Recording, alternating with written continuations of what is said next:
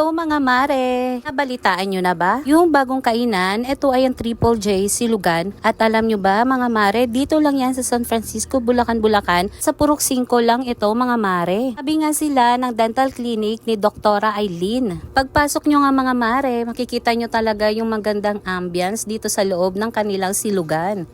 At syempre, yung kanilang nagagandahan na mga ilaw. Very demure, very mindful, very beautiful. Ano daw, pero totoo naman mga mare.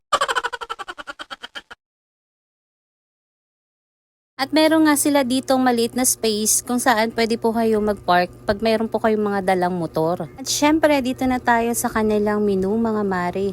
I-post nyo na lang kung gusto nyo makita yung prices ng kanilang menu. Or check nyo na lang mga mare yung kanilang FB page at ilalagay ko na lang po dito yung kanilang FB page. At shoutout pala dito sa aking mga kaibigan. Ito yung mga kasama ko ngayon. Sis Aiza, si Sis Benny Rose, si Bakla, o taray, diba? At si Sis Ellen, ayun. Kasama ko rin yung anak ko, tsaka yung anak ni Aiza, si Pite.